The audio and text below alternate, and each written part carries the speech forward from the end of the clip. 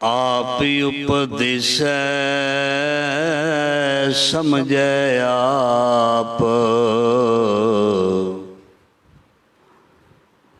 आपे रचया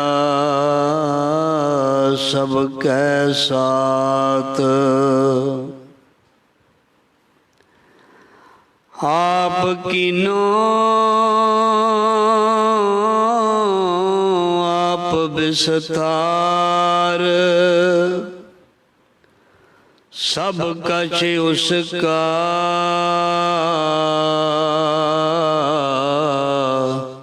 ओह करने हार। उसते भिन्न कहो किछ होए,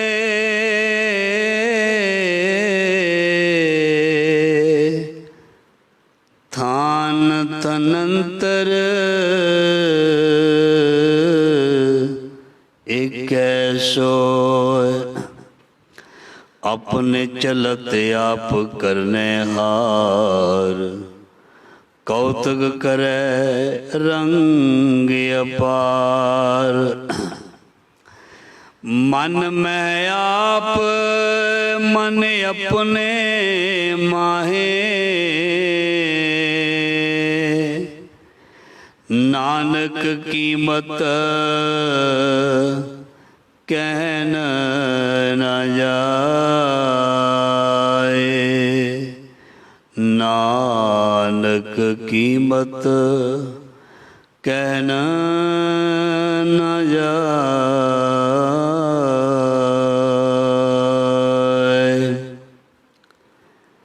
तो मैं आया शरणी आया, भरोसे आया कृपा आया। ज्यों भावै त्यों राख स्वामी, मार्ग गुर है पठाया।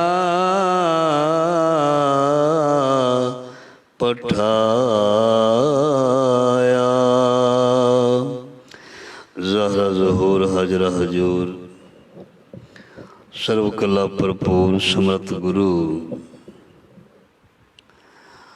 लोक परलोक दे रख्यक भगत वशल। ज्ञान दा सागर दसां पातशाहियां दी जोत, धन धन श्री गुरु ग्रंथ साहिब जी महाराज,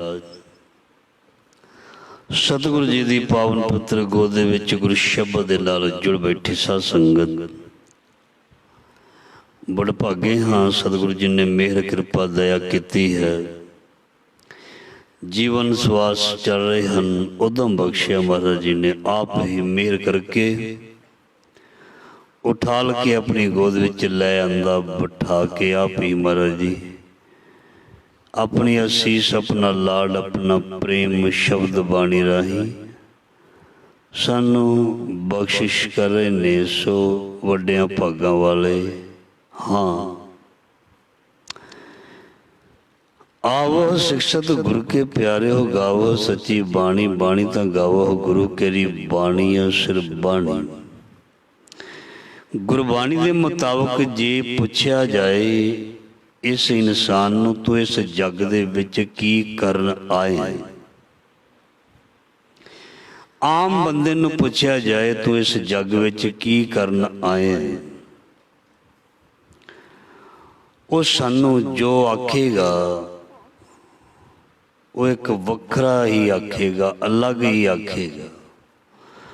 मैं इस संसार दे विच संसार दियां मौजां माणन दे लई, संसार दे विच खाण पीण दे लई, संसार दे रसां नूं चखण दे लई, भोगण दे लई, खाण दे लई मैं इस करके संसार दे विच आया हाँ। मतलब वो कहंदा भी दुनिया नूं देखण आया हाँ, नहीं। महाराज जी कहंदे तू केवल दुनिया नूं देखण लई नहीं आया, तू इत्थे जग दे विच अपने आप नूं देखण लई आया। प्राणी ਇਸ ਸੰਸਾਰ ਦੇ ਰਸਾਂ ਨੂੰ ਖਾਣ ਦੇ ਲਈ, ਆਪਣੇ ਆਪ ਨੂੰ ਮੋਟਾ ਤਕੜਾ ਕਰਨ ਦੇ ਲਈ ਨਹੀਂ ਆਇਆ। ਇਸ ਸੰਸਾਰ ਦੇ ਵਿੱਚ ਤੂੰ ਪ੍ਰਾਣੀ ਪ੍ਰਾਣੀ ਆਇਆ ਲਾਹਾ ਲੈਣ, ਲੱਗਾ ਕਿਤ ਕੋ ਫਕੜੇ ਸਭ ਮੁਕਦੀ ਚੱਲੀ ਰਹਿਣ। ਇਸ ਸੰਸਾਰ ਦੇ ਵਿੱਚ ਤੂੰ, ਗੁਰੂ ਮਹਾਰਾਜ ਜੀ ਫਰਮਾਨ ਕਰਦੇ ਨੇ, ਲਾਹਾ ਲੈਣ ਆਇਆ ਨਾਮ ਬਾਣੀ ਸਤ ਦਾ, ਸੱਚ ਦਾ। ਪਰ ਜੇ ਤੂੰ ਇਹ ਲਾਹਾ ਨਾ ਲੈ ਸਕਿਆ ਤੇ ਬਾਜੀ ਹਾਰੀ ਸਮਝੀ। ਜੇ ਤੂੰ ਜੀਵਨ ਨੂੰ ਸਫਲ ਕਰਨਾ ਤੇ ਨਾਮ ਬਾਣੀ ਦੇ ਨਾਲ ਤੈਨੂੰ ਜੁੜਨਾ ਪਏਗਾ, ਕਿਉਂਕਿ ਤੇਰਾ ਮੂਲ ਹੀ ਇਹ ਹੈ। ਤੂੰ ਪੈਦਾ ਹੀ ਉੱਥੋਂ ਹੋਇਆ, ਕਿੱਥੋਂ? ਸ਼ਬਦ ਤੋਂ। ਸ਼ਬਦੇ ਧਰਤੀ ਸ਼ਬਦੇ ਆਕਾਸ਼, ਸ਼ਬਦੇ ਸ਼ਬਦ ਹੈ ਪ੍ਰਗਾਸ।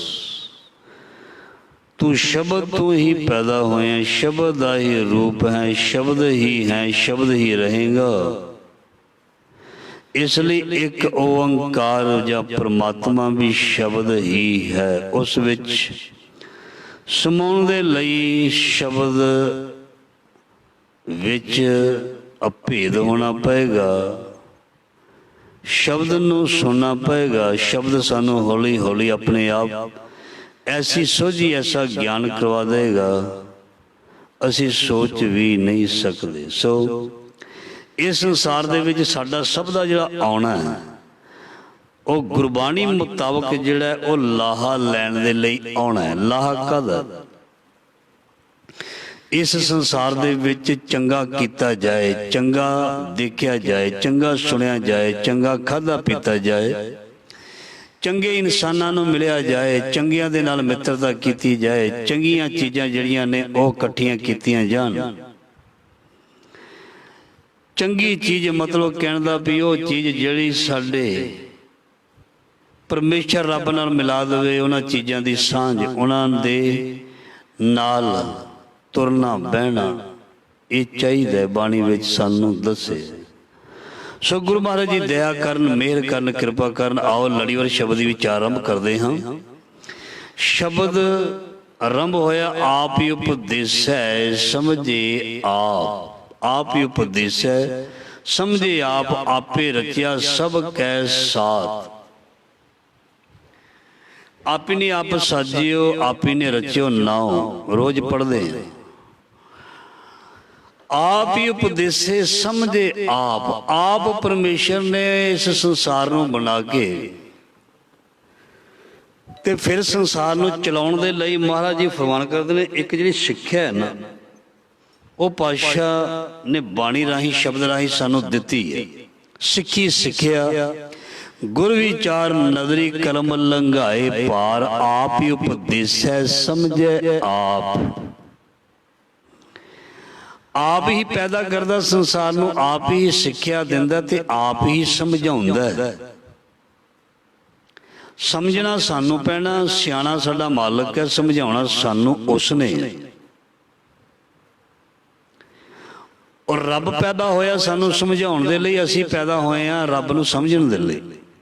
ਰੱਬ ਇਸ ਸੰਸਾਰ ਦੇ ਵਿੱਚ ਸਾਨੂੰ ਸਮਝਾਉਣ ਦੇ ਲਈ ਹੈ, ਜਾਂ ਸਾਡਾ ਸਤਿਗੁਰ ਸਾਨੂੰ ਸਮਝਾਉਣ ਦੇ ਲਈ ਹੈ। ਅਸੀਂ ਹਾਂ ਸਮਝਣ ਦੇ ਲਈ, ਕਿਉਂਕਿ ਅਸੀਂ ਨਿਆਣੇ ਹਾਂ। ਸਾਡੀ ਮੱਤ ਜਿਹੜੀ ਹੈ ਥੋੜ੍ਹੀ ਹੈ, ਛੋਟੀ ਹੈ, ਬੱਚਿਆਂ ਵਾਲੀ ਹੈ। ਇਸ ਕਰਕੇ ਅਸੀਂ ਰੋਜ਼ ਪੜ੍ਹਦੇ ਹਾਂ, ਗੁਰ ਕੀ ਮਤਿ ਲੈ ਇਹ ਆਣੇ, ਭਗਤ ਬਿਨਾ ਬਹੁ ਡੁੱਬੇ ਸਿਆਣੇ। ਅਸੀਂ ਬੱਚੇ ਹਾਂ ਗੁਰੂ ਦੇ, ਉਸ ਨਿਰੰਕਾਰ ਅਕਾਲ ਪੁਰਖ ਦੇ। ਇਸ ਕਰਕੇ ਅਸੀਂ ਜੋ ਕੁਝ ਵੀ ਪ੍ਰਾਪਤ ਕਰਨਾ ਹੈ, ਗਿਆਨ ਪ੍ਰਾਪਤ ਕਰਨਾ ਹੈ, ਇਹ ਅਸੀਂ ਆਪਣੇ ਗੁਰੂ ਤੋਂ ਪ੍ਰਾਪਤ ਕਰਨਾ। ਇਸ ਕਰਕੇ ਗੁਰੂ ਮਹਾਰਾਜ ਜੀ ਫਰਮਾਨ ਕਰ ਰਹੇ ਨੇ, ਆਪ ਹੀ ਉਪਦੇਸੇ ਸਮਝੇ ਆਪ, ਆਪੇ ਰਚਿਆ ਸਭ ਕੇ ਸਾਥ।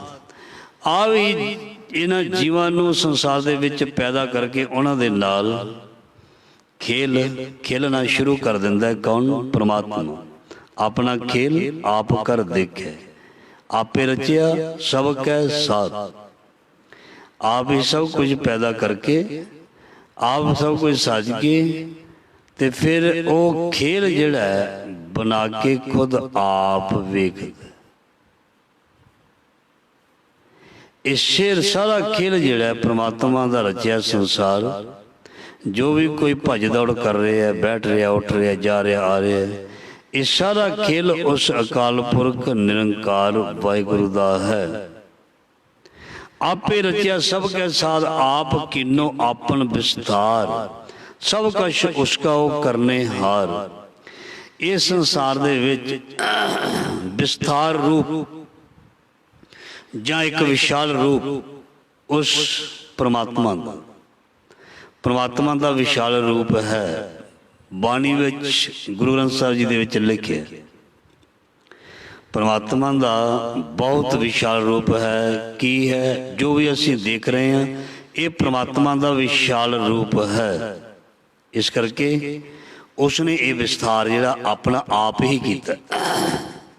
अजूनी सैभंग अपने आप ही उसने अपना ये पसारा जा प्रसार किया, अपना विस्तार किया, अपने आप को बहुत ज़्यादा उसने फैला लिया। जो ब्रह्मंडे सोई पिंडे जो खोजे सो पावे, उसने बहुत ज़्यादा अपने आप को दूर तक विस्तार कर लिया। सब कुछ उसका वो करने हार। इस करके जो परमात्मा का विस्तार है, तो जिहड़ी भी चीज़ है वो परमात्मा है, जां परमात्मा के अंडर है, जां परमात्मा का रूप है। इस करके जो कुछ भी फिर वो चाहता है अपने इस विशाल रूप दे विच वो आप ही करदा। जो कुछ भी करदा फिर वो आप करदा, क्योंकि वो मालक हुंदा है। वो उस घर का मालक हुंदा है। जिस घर नूं असीं अपना नहीं समझते, वो उस घर का भी मालक हुंदा है। जिस घर नूं अपना समझते हैं, उस घर का भी वो मालक हुंदा है। जिहड़ा घर है जी किसी ने बनाया नहीं, जे बनेगा तो वह भी मालक कोई हुंदा है। सब कुछ उसका वो करने हार। उसते भिन्न कहो किश होए, थान थनंतर एकै सोए। महाराज जी फरमान करते हैं, उस तो वख कोई भी नहीं है, उस तो अलग कुछ भी नहीं है, उस तो बिना कुछ भी नहीं है। जे जल चल रहा है मतलब परमात्मा की होंद है। जे हवा सानू मिल रही है मतलब परमात्मा की होंद है।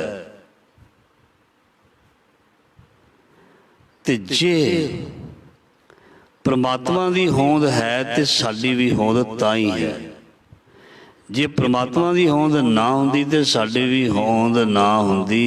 सानू ये समझण दे लई गुरु ग्रंथ साहब महाराज जी की बाणी दे नाल जुड़ना पएगा। सो अगलियां पंक्तियां फरमान करते ने, उसते भिन्न कहो कि होए, थान थनंतर एकै सोए।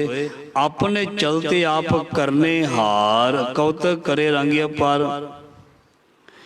अपना खेल आप करके देखदा, ओदे वर्गे रंग कौन खेड सकदा, ओदे वर्गे रंग कौन खिलार सकदा, ओदे वर्गे रंग कौन बना सकदा। ओदे वर्गा कोई होवे ते ताई जो हो सकदा, लेकिन ओदे वर्गा कोई भी होर कोई हो नहीं सकता। सो पातशाह जी फरमान करते ने, इस संसार के रंगां नूं आप ही वो पैदा करके संसार के रंगां नूं देख रहा, कौतक करे रंगी अपार। अपने चलते आप करने हार, मन में आप मन अपने माहे। पातशाह जी आखिरी इस पंक्ति में फरमान कर रहे हैं भी जिहड़ा परमात्मा है वो सानू बना के, साडा तन भी उसने बनाया ते साडे मन नूं भी उसने बनाया। तन नूं उसने 5 तत्तां दे नाल बनाता ते मन नूं अंदर ऐसा टका के आप उहदे विच बह गया। आप उस विच छुप गया। जिवें बच्चे खेडदे ने, मैनूं लभ लो। परमात्मा भी कहंदे मैं तेरे, परमात्मा भी कहंदा मैं तेरे अंदर वस गया। मन में आप, मन ने अपने माया अपने आप नहीं, अपने आप नूं उसने साडे मन विच छुपा लिया। ते छुपा के हुण परमात्मा कहंदा भी हुण बंदिया खोज मैनूं, हुण मैनूं लभ। ਤੇ ਮਹਾਰਾਜ ਜੀ ਕਹਿੰਦੇ ਫਿਰ ਗੁਰਮੁਖ ਬਣ ਕੇ ਗੁਰਮਤ ਦੇ ਅਨੁਸਾਰ ਗੁਰਮੁਖ ਢੂੰਡਿੰਦਿਆਂ ਹਰ ਸੱਜਣ ਲੱਦਾ ਰਾਮ ਰਾਜ। ਗੁਰਮੁਖ ਵਾਲੀ ਬਿਰਤੀ ਬਣਾ ਕੇ, ਗੁਰਮੁਖ ਵਾਲਾ ਜੀਵਨ ਬਣਾ ਕੇ, ਗੁਰਮੁਖ ਵਾਲੇ ਗੁਣ ਧਾਰਨ ਕਰਕੇ ਫਿਰ ਉਸ ਨੂੰ ਆਪਣੇ ਮਨ ਦੇ ਵਿੱਚੋਂ ਖੋਜਿਆ ਜਾ ਸਕਦਾ। ਪਰਮਾਤਮਾ ਨੂੰ ਜਿਸ ਨੇ ਵੀ ਪਾਇਆ ਉਸ ਨੇ ਆਪਣੇ ਅੰਦਰੋਂ ਪਾਇਆ। ਜਦੋਂ ਤੱਕ ਇਸ ਨੂੰ ਅੰਦਰੋਂ ਪ੍ਰਤੀਤ ਨਹੀਂ ਹੋਈ ਉਦੋਂ ਤੱਕ ਬਾਹਰੋਂ ਵੀ ਕੁਝ ਬਣਿਆ ਨਹੀਂ। ਬਹੁਤ ਤੁਸੀਂ ਸ਼ਬਦ ਦੀ ਵਿਚਾਰਾਂ ਰੋਜ਼ ਸਰਵਣ ਕਰਦੇ ਹੋ, ਬਹੁਤ ਕੁਝ ਸਰਵਣ ਕਰ ਲਿਆ। ਉਹ ਜਿਹੜਾ ਪ੍ਰਮਾਤਮਾ ਹੈ ਉਹ ਆਪ ਹੀ ਸਭ ਕੁਝ ਸਾਡੇ ਅੰਦਰ ਖੇਲ ਜਿਹੜਾ ਹੈ ਉਹ ਖੇਲ ਰਿਹਾ, ਆਪ ਹੀ ਵਸਿਆ ਹੋਇਆ ਔਰ ਆਪ ਹੀ ਸਾਨੂੰ ਹੁਣ ਕਹਿੰਦਾ ਵੀ ਸਾਨੂੰ ਲੱਭ ਲਓ। ਲੱਭਣ ਦੇ ਲਈ ਸਾਨੂੰ ਗੁਰੂ ਦੀ ਮੱਤ ਚਾਹੀਦੀ ਹੈ, ਉਸ ਤੱਕ ਜਾਣ ਦੇ ਲਈ ਰਸਤਾ ਚਾਹੀਦਾ ਹੈ। ਉਹ ਇੱਕ ਮੰਜ਼ਿਲ ਬਣ ਕੇ ਸਾਨੂੰ ਦਿਖ ਰਿਹਾ, ਸਾਨੂੰ ਦਿਸ ਰਿਹਾ। ਉਸ ਪ੍ਰਮਾਤਮਾ ਰੂਪੀ ਮੰਜ਼ਿਲ ਨੂੰ ਗੁਰਮਤਿ ਰੂਪੀ ਪੈਂਡਾ ਤੈਅ ਕਰਕੇ ਪ੍ਰਾਪਤ ਕਰਨਾ। ਸੋ ਇਸ ਲਈ ਮਨ ਦਾ ਵਿਸ਼ਾ ਜਿਹੜਾ ਹੈ ਇਹ ਬੜਾ ਵਿਸ਼ਾਲ ਹੈ। ਜੇ ਕੋਈ ਸਾਨੂੰ ਕਿਸੇ ਥਾਂ ਦਾ ਪਤਾ ਦੱਸੇ ਉੱਥੇ ਤੇ ਅਸੀਂ ਪਹੁੰਚ ਜਾਵਾਂਗੇ, ਛੇਤੀ ਉਹਨੂੰ ਮਿਲ ਕੇ ਵਾਪਸ ਆ ਜਾਵਾਂਗੇ। ਪਰਮਾਤਮਾ ਸਾਡੇ ਅੰਦਰ ਰਹਿੰਦਾ ਹੈ, ਸਾਨੂੰ ਦੱਸ ਦਿੱਤਾ ਗਿਆ ਬਾਣੀ ਦੇ ਵਿੱਚ, ਅਸੀਂ ਹੁਣ ਕਿਵੇਂ ਲੱਭੀਏ। ਸਾਡੇ ਕੋਲ ਕੋਈ ਤਰੀਕਾ ਨਹੀਂ, ਕੋਈ ਢੰਗ ਨਹੀਂ ਹੈ ਜਿਹਦੇ ਰਾਹੀਂ ਉਸ ਤੱਕ ਅੱਪੜ ਜਾਂ ਪਹੁੰਚ ਸਕੀਏ। ਹੈ ਭਾਵੇਂ ਉਹ ਸਾਡੇ ਅੰਦਰ, ਪਰ ਸਾਨੂੰ ਉਹ ਤਰੀਕਾ ਨਹੀਂ ਆਉਂਦਾ ਵੀ ਕਿਸ ਤਰੀਕੇ ਦੇ ਨਾਲ ਅੰਦਰੋਂ ਉਸ ਨੂੰ ਪੈਦਾ ਕਰਾਂਗੇ, ਪ੍ਰਗਟ ਕਰਾਂਗੇ। ਮਹਾਰਾਜ ਜੀ ਕਹਿੰਦੇ ਚਲੋ ਤੈਨੂੰ ਦੱਸ ਦਿੰਦੇ ਹਾਂ। ਜੋ ਪ੍ਰਭ ਕੋ ਮਿਲ ਬੋ ਚਾਹੇ ਖੋਜ ਸ਼ਬਦ ਮਹਿਲੇ। ਜੇ ਤੂੰ ਮੈਨੂੰ ਮਿਲਣਾ ਚਾਹੁੰਦਾ, ਮੇਰੇ ਕੋਲ ਆਉਣਾ ਚਾਹੁੰਦਾ, ਤੂੰ ਸ਼ਬਦ ਨਾਲ ਜੁੜ। ਤੈਨੂੰ ਸ਼ਬਦ ਦੱਸੇਗਾ ਮੈਂ ਤੇਰੇ ਮਨ ਵਿੱਚ ਕਿਸ ਰੂਪ ਵਿੱਚ ਬੈਠਾ। ਸਾਡੀ ਗੁਰੂਆਂ ਦੀ ਬਾਣੀ ਜਿਹੜੀ ਹੈ, ਜੋ ਰਚਨਾ ਉਹਨਾਂ ਨੇ ਰਚੀ ਹੈ, ਉਹਨੂੰ ਪੜ੍ਹ ਕੇ ਜਾਂ ਉਹਨੂੰ ਸੁਣ ਕੇ ਹੀ ਸਾਨੂੰ ਪੂਰਨ ਪਤਾ ਲੱਗੇਗਾ ਅਸਲੀ ਚੀਜ਼ ਕੀ ਹੈ। ਇਸ ਲਈ ਸਤਿਗੁਰੂ ਮਹਾਰਾਜ ਜੀ ਆਖਰੀ ਪੰਕਤੀ ਵਿੱਚ ਫਰਮਾਨ ਕਰਦੇ ਹਨ, ਮਨ ਮਹਿ ਆਪ। ਸਾਡੇ ਮਨ ਵਿੱਚ ਵਸਿਆ ਹੋਇਆ ਬਿਲਕੁਲ 100%। ਮਨ ਆਪਣੇ ਮਾਹੇ ਨਾਨਕ ਕੀਮਤ ਕਹਿ ਨਾ ਜਾਏ। ਉਹਦਾ ਮੁੱਲ ਨਹੀਂ ਦੱਸਿਆ ਜਾ ਸਕਦਾ, ਉਹਦਾ ਮੁੱਲ ਨਹੀਂ ਦੱਸਿਆ ਜਾ ਸਕਦਾ। ਬਾਬਾ ਫਰੀਦ ਜੀ ਕਹਿੰਦਾ ਵੀ ਮੈਨੂੰ ਭੁਲੇਖਾ ਪਹਿਲਾਂ ਪਿਆ ਰਿਹਾ ਕਿ ਲੋਕ ਵੀ ਲੱਭਣ ਜਾਂਦੇ ਨੇ, ਮੈਂ ਵੀ ਬਾਹਰ ਲੱਭਣ ਚਲਾ ਗਿਆ, ਪਰ ਗੁਰੂ ਘਰ ਹੀ ਮਾਹੇ ਦਿਖਾਇਆ ਤਾ। ਮੈਨੂੰ ਵੀ ਪ੍ਰੋਪਰ ਕਿਸੇ ਨੇ ਗਾਈਡ ਨਹੀਂ ਕੀਤਾ, ਇਸ ਕਰਕੇ ਮੈਂ ਵੀ ਜੰਗਲਾਂ ਦੇ ਵਿੱਚ ਚਲਾ ਗਿਆ। ਮੈਨੂੰ ਸ਼ੌਂਕ ਬੜਾ ਸੀ ਆਪਣੇ ਰੱਬ ਨੂੰ ਮਿਲਣ ਦਾ। ਮੇਰੇ ਅੰਦਰ ਬਹੁਤ ਤੀਬਰ ਇੱਛਾ ਸੀ ਮੈਂ ਆਪਣੇ ਉਸ ਅੱਲਾ ਨੂੰ ਮਿਲਾਂ। ਭਗਤ ਫਰੀਦ ਜੀ ਕਹਿੰਦੇ, ਭਗਤ ਫਰੀਦ ਜੀ ਦੀ ਮਾਂ ਨੇ ਐਸਾ ਸਿਖਾ ਦਿੱਤਾ ਸੀ, ਅੱਲਾਹ ਕੀ ਕਰ ਬੰਦਗੀ। ਫਰੀਦ ਅੱਲਾ ਦੇ ਨਾਲ ਜੁੜਨਾ, ਰੱਬ ਨਾਲ ਜੁੜਨਾ। ਬਾਬਾ ਫਰੀਦ ਆਪਣੀ ਮਾਂ ਨੂੰ ਪੁੱਛਦੇ ਹੁੰਦੇ ਸਨ, ਇਹਦਾ ਫਾਇਦਾ ਵੀ ਕੋਈ ਹੁੰਦਾ ਰੱਬ ਨੂੰ ਮਿਲਣ ਦਾ ਜਾਂ ਰੱਬ ਨਾਲ ਜੁੜਨ ਦਾ? ਅੱਲਾ ਦੇ ਨਾਲ, ਪਰਵਰਦਗਾਰ ਦੇ ਨਾਲ ਮਿਲਣ ਜਾਂ ਜੁੜਨ ਦਾ ਕੀ ਫਾਇਦਾ ਹੁੰਦਾ? ਕੀ ਮਿਲੇਗਾ ਮੈਨੂੰ? ਬਾਬੇ ਫਰੀਦ ਦੀ ਮਾਂ ਕਹਿੰਦੀ ਤੈਨੂੰ ਮਿੱਠਾ ਮਿਲੇਗਾ,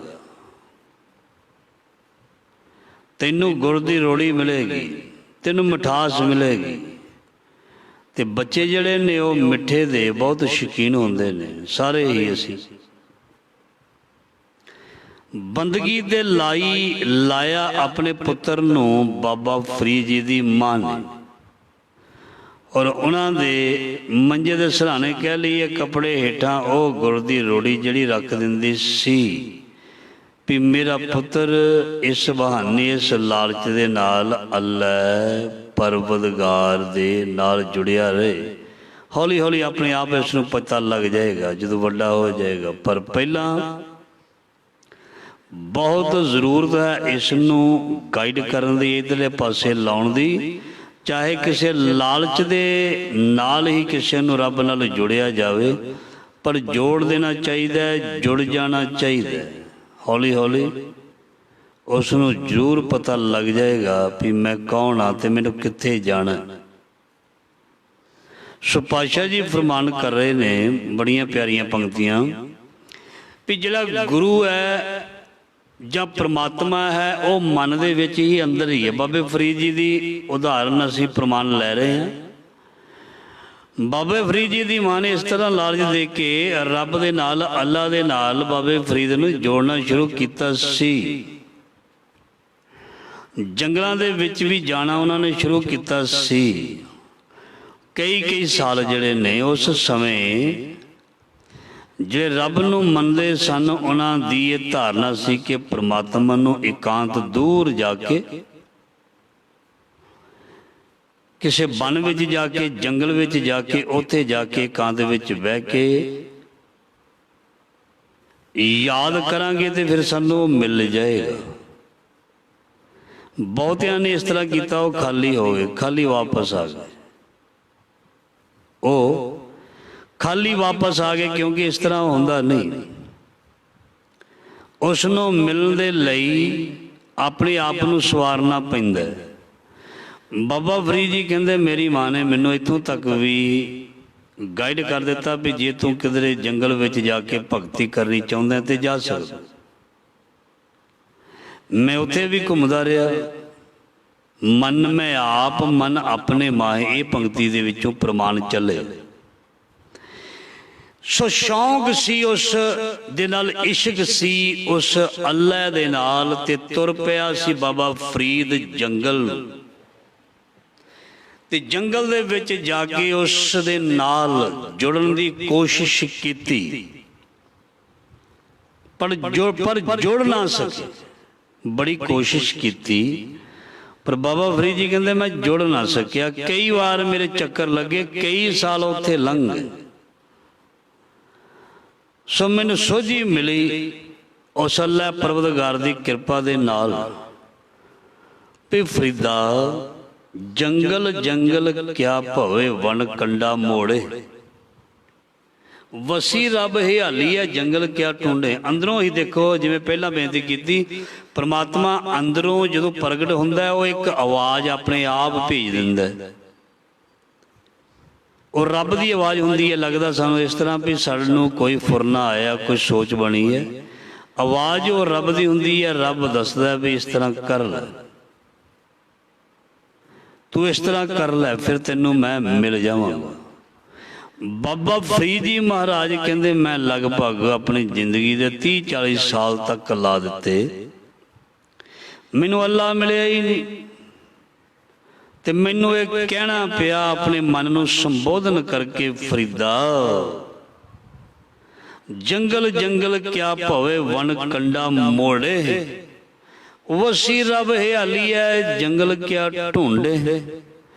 ਜਿਸ ਪਰਮੇਸ਼ਰ ਨੂੰ ਮੈਂ ਜੰਗਲਾਂ ਦੇ ਵਿੱਚ ਲੱਭਦਾ ਸੀ, ਭਾਵੇਂ ਉਹ ਬਨਸਪਤੀ ਦੇ ਵਿੱਚ ਹੈ, ਪਰ ਜਦੋਂ ਮੇਰੇ ਘਰ ਦੇ ਵਿੱਚ ਹੈ, ਮੇਰੇ ਘਰ ਦੇ ਵਿੱਚ ਚੀਜ਼ ਪਈ ਹੋਈ ਹੈ ਵਾਹਵਾ ਸਾਰੀ, ਤੇ ਮੈਂ ਉਹ ਚੀਜ਼ ਬਾਜ਼ਾਰੋਂ ਕਿਉਂ ਲੈਣ ਜਾਵਾਂ, ਐਵੇਂ ਪੈਸੇ ਖਰਚੀ ਜਾਂ, ਜਦ ਮੇਰੇ ਘਰ ਵਿੱਚ ਹੀ ਪਈ ਹੈ ਮੈਂ ਉੱਥੋਂ ਵਰਤ ਸਕਦਾ।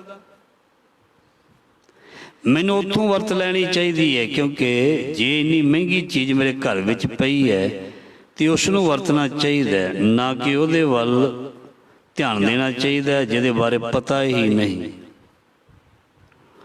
ਸੋ ਇਸ ਲਈ ਬਾਬਾ ਫਰੀਦ ਜੀ ਨੇ ਕਹਿੰਦੇ ਵੀ ਮੈਂ ਫਿਰ ਪੂਰਨ ਮੁਰਸ਼ਦ ਦੀ ਸੰਗਤ ਕਰਕੇ, ਸੇਵਾ ਕਰਕੇ, ਸਿਮਰਨ ਕਰਕੇ, ਜੰਗਲਾਂ ਨੂੰ ਛੱਡ ਕੇ ਮੈਂ ਆਪਣੇ ਮਨ ਦੇ ਵਿੱਚੋਂ ਹੀ ਉਸ ਨੂੰ ਖੋਜਣ ਦੀ ਕੋਸ਼ਿਸ਼ ਕੀਤੀ ਤੇ ਉਹ ਮੈਨੂੰ ਮਿਲ ਗਿਆ। ਜਿਉਂ-ਜਿਉਂ ਮੈਨੂੰ ਯਾਦ ਕਰਦਾ ਗਿਆ ਮੇਰੇ ਵਿੱਚ ਗੁਣ ਪ੍ਰਗਟ ਹੁੰਦੇ ਗਏ। ਜਿਉਂ-ਜਿਉਂ ਮੈਂ ਉਸ ਨੂੰ ਯਾਦ ਕਰਦਾ ਗਿਆ ਮੇਰੇ ਵਿੱਚ ਔਗਣ ਦੂਰ ਹੁੰਦੇ ਗਏ। ਮੈਂ ਸਾਫ਼ ਹੁੰਦਾ ਗਿਆ ਤੇ ਸਾਫ਼ ਮਨ ਦੇ ਵਿੱਚ ਕੋਈ ਨਾ ਕੋਈ ਸਰੂਪ ਜ਼ਰੂਰ ਬਣਦਾ। ਆਸ ਬਣ ਜਾਂਦੀ ਹੈ ਵੀ ਹੁਣ ਮੈਨੂੰ ਕੋਈ ਨਾ ਕੋਈ ਆ ਕੇ ਮਿਲੇਗਾ। ਇਸ ਚੀਜ਼ ਨੇ ਮੈਨੂੰ ਉਸ ਪ੍ਰਮਾਤਮਾ ਤੱਕ ਲੈ ਆਂਦਾ, ਮਤਲਬ ਪ੍ਰਮਾਤਮਾ ਬਾਰੇ ਮੈਨੂੰ ਪੂਰੀ ਤਰ੍ਹਾਂ ਜਾਣਕਾਰੀ ਦੇ ਦਿੱਤੀ, ਪੂਰੀ ਤਰ੍ਹਾਂ ਦੱਸ ਦਿੱਤਾ ਵੀ ਰੱਬ ਤੇਰੇ ਅੰਦਰ ਹੈ। ਮਨ ਮੈਂ ਆਪ, ਮਨ ਆਪਣੇ ਮਾਹੇ ਨਾਨਕ ਕੀਮਤ ਕਹਿ ਨਾ ਜਾਏ। ਤੇ ਜਦੋਂ ਉਹ ਮੈਨੂੰ ਅੰਦਰ ਦਿਸਿਆ, ਜਦੋਂ ਮੈਂ ਟਿਕ ਕੇ ਬੈਠਾ, ਜਦੋਂ ਅਡੋਲਤਾ ਆਈ, ਮੈਨੂੰ ਆਪਣੇ ਆਪ ਗਿਆਨ ਹੋਇਆ, ਮੈਨੂੰ ਮਹਿਸੂਸ ਹੋਇਆ ਵੀ ਉਹ ਸੱਚਮੁੱਚ ਮੇਰੇ ਅੰਦਰ ਹੀ ਬੈਠਾ ਹੋਇਆ ਤੇ ਮੈਂ ਅੰਦਰ ਹੀ ਉਸ ਨੂੰ ਦੇਖਣਾ, ਅੰਦਰੋਂ ਹੀ ਗੱਲਾਂ ਕਰਨੀਆਂ, ਅੰਦਰੋਂ ਹੀ ਸਭ ਕੁਝ ਚਲਾਉਣਾ। ਸੋ ਇਸ ਲਈ ਪ੍ਰਮਾਤਮਾ ਸਤ ਸੰਗਤ ਜੀ ਸਾਡੇ ਇਸ ਹਿਰਦੇ ਵਿੱਚ ਹੈ, ਔਰ ਉਸ ਨੂੰ ਉੱਥੋਂ ਹੀ ਲੱਭਣਾ ਚਾਹੀਦਾ ਹੈ, ਉੱਥੋਂ ਹੀ ਖੋਜਣਾ ਚਾਹੀਦਾ ਹੈ। ਉਹ ਕਾਹਦੇ ਨਾਲ? ਬਾਣੀ ਨਾਲ।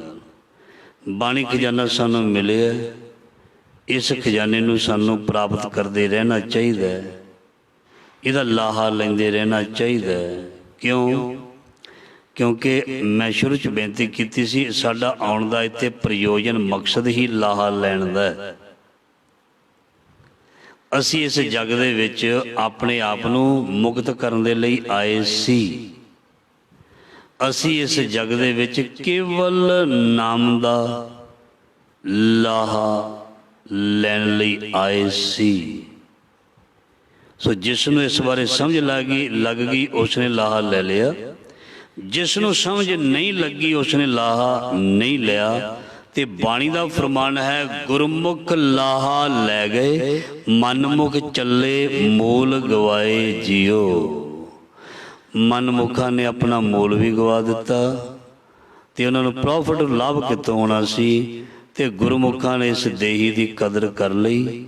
ਤੇ ਜਿੰਨਾ ਚਿਰ ਉਹਨਾਂ ਦੀ ਦੇਹੀ ਦੇ ਵਿੱਚ ਸਵਾਸ ਸੀ, ਉਹਨਾਂ ਨੇ ਉਸ ਸਵਾਸ ਦੇ ਨਾਲ ਉਸ ਗੋਬਿੰਦ ਨੂੰ ਸਿਮਰ ਲਿਆ ਤੇ ਸਦਾ ਉਹ ਆਪਣੇ ਉਸ ਪਿਤਾ ਅਕਾਲ ਪੁਰਖ ਦੀ ਗੋਦ ਵਿੱਚ ਜਾ ਕੇ ਸਦਾ ਲਈ ਲੀਨ ਹੋ ਗਏ।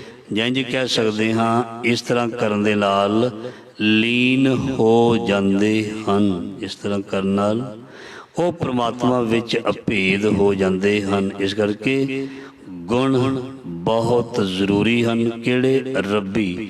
ਮਿਲਦੇ ਕਿੱਥੋਂ ਨੇ? ਗੁਰੂ ਗ੍ਰੰਥ ਸਾਹਿਬ ਜੀ ਤੋਂ, ਸੰਗਤ ਤੋਂ। ਸੋ ਇਹ ਬੜੀ ਪਿਆਰੀ ਅੱਜ ਦੇ ਸ਼ਬਦ ਦੀ ਵਿਚਾਰ ਜੋ ਗੁਰੂ ਮਹਾਰਾਜ ਜੀ ਨੇ ਆਪ ਹੀ ਕਿਰਪਾ ਕਰਕੇ ਸੇਵਾ ਲਈ ਹੈ। ਸਤਿਗੁਰੂ ਜੀ ਇਸ ਦਾ ਭਾਵ ਅਰਥ ਸਾਡੇ ਹਿਰਦੇ ਵਿੱਚ ਵਸਾਉਣ, ਸਾਨੂੰ ਗੁਰਮਤਿ, ਸਾਨੂੰ ਗੁਰਸਿੱਖੀ ਬਖਸ਼ਿਸ਼ ਕਰਨ, ਔਰ ਸਾਡਾ ਜੀਵਨ ਜਿਹੜਾ ਹੈ ਬਹੁਤ ਪਿਆਰਾ ਬਣ ਜਾਏ, ਪਿਆਰੀ ਜ਼ਿੰਦਗੀ ਹੋਵੇ।